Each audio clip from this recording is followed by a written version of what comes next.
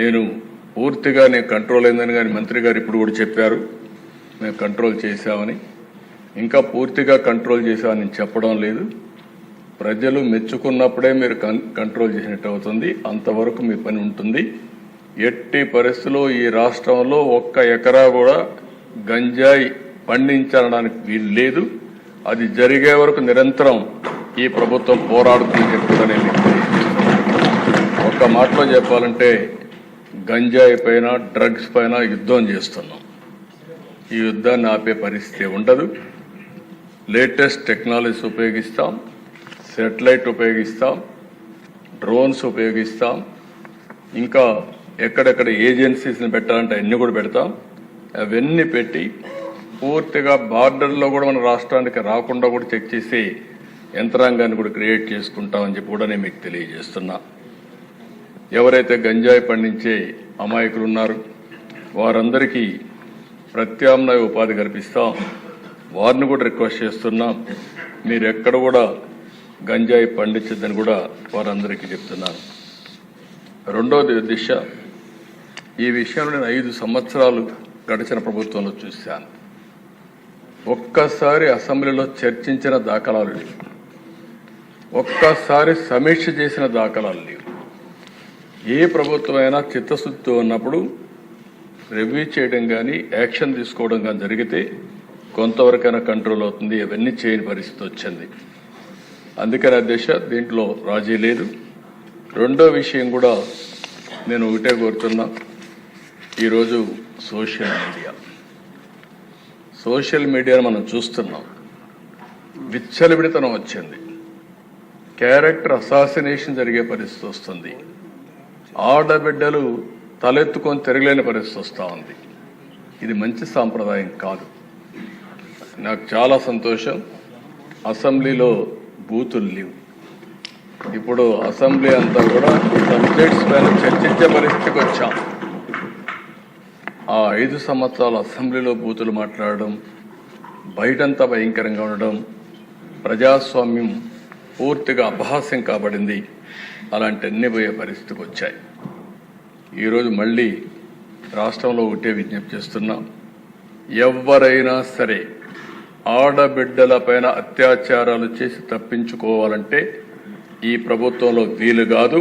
అదే చివరి రోజు అవుతుందని మరొకసారి హెచ్చరిస్తున్నాం. చాలా కఠినంగా చెప్తున్నా. ఇంకా కొంతమంది అక్కడక్కడ చూస్తున్నాను, ఆకతాయిలున్నారు, ఇష్టానుసారంగా ప్రవర్తిస్తున్నారు.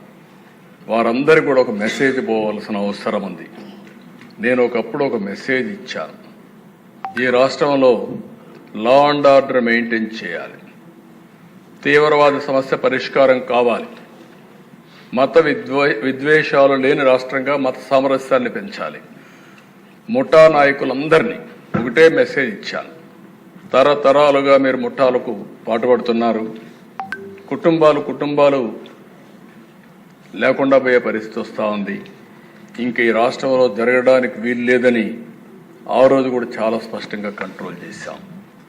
రౌడీలకు ఒక మెసేజ్ ఇచ్చాం, ఈ రాష్ట్రంలో రౌడీ అనేవాడు ఉండడానికి వీలు లేదు, ఈ రాష్ట్రం మీకు సహకరించదు, అలాంటి వాడు ఉంటే ఈ రాష్ట్రాల నుంచి పారిపోవడం బెటర్ అని చెప్పి కూడా హెచ్చరించా. ఇప్పుడు కూడా చెప్తున్నా, ఎవరైనా సరే రౌడీజం చేసి మళ్ళా తప్పించుకుంటామంటే అలాంటి వాళ్ళని ఎట్టి పరిస్థితుల్లో వదిలిపెట్టమని అసెంబ్లీ సాక్షిగా హెచ్చరిస్తున్నారని కూడా అయితే అధ్యక్ష, ఇవన్నీ జరగాలంటే ఈరోజు మనం చూస్తే కొన్ని చట్టాలు కూడా పగడ్బందీగా ఉండాల్సిన అవసరం ఉంది. అందుకే ల్యాండ్ గ్రాబింగ్ బిల్ నిషేధం కింద 2024 కొత్త చట్టం తీసుకొస్తున్నాం. మాకు ఏ కంప్లైంట్ వచ్చినా ఇప్పటికి కూడా ఇక్కడ అన్ని సమస్యల పరిష్కారం చేయగలుగుతున్నాం. కానీ వీళ్ళు చేసినటువంటి ఈ భూ వివాదాలు, ల్యాండ్ రిలేటెడ్ కాన్ఫ్లిక్ట్స్ అయితే భయంకరంగా తయారైనాయి. 22A ఉపయోగించారు, రికార్డ్స్ తారుమారు చేశారు, ప్రభుత్వ భూములు కొట్టేశారు, ఫారెస్ట్ భూములు కొట్టారు. ఇవి మామూలుగా ఫారెస్ట్ భూముల దగ్గరికి ఎవరు పోరు, అలాంటివి కూడా జరిగే పరిస్థితి వచ్చింది. అందుకే ఈ ప్రత్యేక చట్టం కూడా గుజరాత్లో చాలా బాగా పనిచేసింది. ఎవరైనా సరే ల్యాండ్ గ్రాబింగ్ చేస్తే, భూ కబ్జాలకు పాటుపడితే ప్రభుత్వం కేసు పెట్టిన తర్వాత దాన్ని ప్రూవ్ చేసుకునే బాధ్యత కూడా వాళ్ళపైనే ఉంటుంది. దాంట్లో మళ్ళీ ఏ మాత్రం కూడా ఉపేక్ష లేదు. అలాంటి పగడ్బందీ చట్టాన్ని కూడా తీసుకొస్తున్నాం. ఈ చట్టం ద్వారా ఎక్కడైనా ఎవరైనా సరే భూ కబ్జా చేయాలంటే భయపడే పరిస్థితి రావాల్సిన ఉంది. అలాంటి చట్టాన్ని కూడా తీసుకొస్తామని చెప్పి కూడా నేను మీకు తెలియజేస్తున్నాను. అదే మరిగా దిశ ఈరోజు టెక్నాలజీ డ్రోన్స్ ఉపయోగిస్తున్నాం. ఇంకా మా వాళ్ళందరూ మాస్టరైజ్ చేస్తున్నారు. అవసరమైతే డ్రోన్స్ ద్వారా నైట్ పెట్రోలింగ్ కూడా చేయడానికి, పోలీస్ పెట్రోలింగ్ బదులు డ్రోన్ పెట్రోలింగ్ చేయడానికి కూడా శ్రీకారం చుడుతున్నాం. సీసీటీవీ కెమెరాలు పెడుతున్నాం. లేటెస్ట్ టెక్నాలజీ పెడుతున్నాం. ఒక్కొక్కసారి అధ్యక్ష చాలామంది కేసుల్లో తప్పించుకుంటున్నారంటే నేరాలు చేయడం, సాక్ష్యాలను తారుమారు చేయడం, తద్వారా పనిష్మెంట్ లేకుండా తప్పించుకునే పరిస్థితికి వస్తున్నారు.